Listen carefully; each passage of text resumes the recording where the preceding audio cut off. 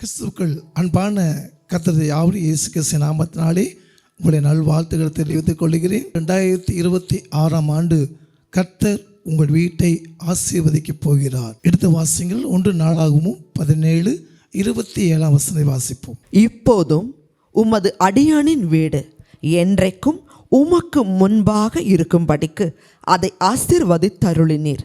கர்த்தராகிய தேவரீர் அதை ஆசீர்வதித்தபடியினால் அது என்றைக்கும் ஆசீர்வதிக்கப்பட்டிருக்கும் என்றான். தேவன் எப்படி தாவீதுடைய வீட்டை கட்டி ஆசீர்வதித்தார் என்று நாங்கள் பார்க்க போகிறோம். உடன்படிக்கை பெட்டியெல்லாம் ஒரு திரைச்சீலையிலே பாதுகாப்பெல்லாம் இருக்கிற சொல்லி அவர் ரொம்பவும் வேதனைப்பட்டு தேவனுக்காக ஒரு கர்த்தருடைய ஆலயத்தை கட்டப்படும் என்று ஆசைப்பட்டார்.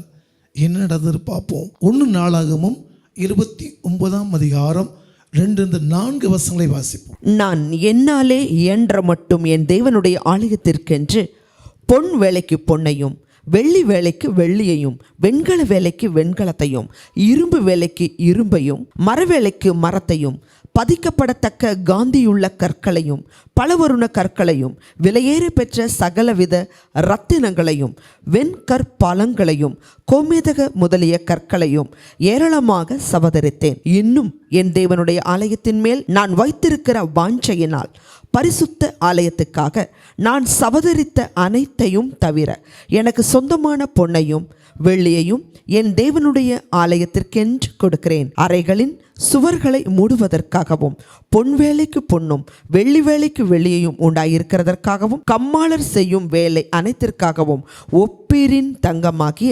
3000 தாலந்து தங்கத்தையும் சுத்த வெள்ளியாகிய 7000 தாலந்து வெள்ளியையும் கொடுக்கிறேன். ஒரு தேவாலய கட்டும்படியாக ஆசைப்பட்டது தாவீது. 1 நாளாகவும் 17:1 தாவீது தன் வீட்டிலே வாசமாயிருக்கிற போது அவன் தீர்க்கதரிசியாகிய நாத்தானை நோக்கி, பாரும், நான் கேதுரு மர வீட்டிலே வாசம் பண்ணுகிறேன். கர்த்தருடைய உடன்படிக்கை பெட்டியோ திரைகளின் கீழ் இருக்கிறது என்றான். நான் இவ்வளவு பெரிய வீட்டில் இருக்கிறேன், ஆனால் ஆண்டவருடைய உடன்படிக்கை பெட்டி இப்படி இருக்குன்னு வசனப்பட்டார். தன் சொந்த இடத்த ஆலயத்தை கட்டி பார்க்கணும் ஆசைப்பட்டார். ஆனால் கர்த்தர் தாவீதோட வீடை கட்டி கர்த்தரை ஆசீர்வதித்தார். ஆலயம் என்பது ஒரு செவுற்கள் மட்டும் இல்லைங்க. ஆலயம்னா நீங்கள் தான் ஒரு ஆலயமாக இருக்கிறோம்.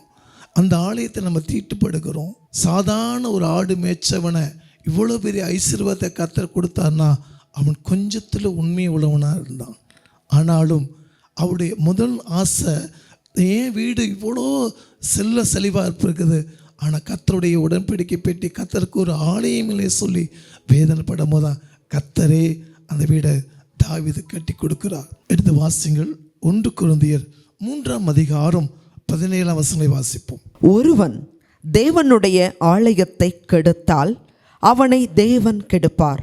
தேவனுடைய ஆலயம் பரிசுத்தமாய் இருக்கிறது, நீங்களே அந்த ஆலயம். கரை திரை இல்லாதபடி பரிசுத்தமாய் இருக்கும் போது அந்த ஆலயத்தில் தேவனுடைய மகிமை உண்மை பிரசன்னம் பண்ணுவார். நீங்கள் எந்த ஆலயத்துக்கு போகிறீங்களோ சொந்த ஆலயம் இல்லையா, அதுக்காக பிரயாசப்படுங்க, ஜெபிங்க.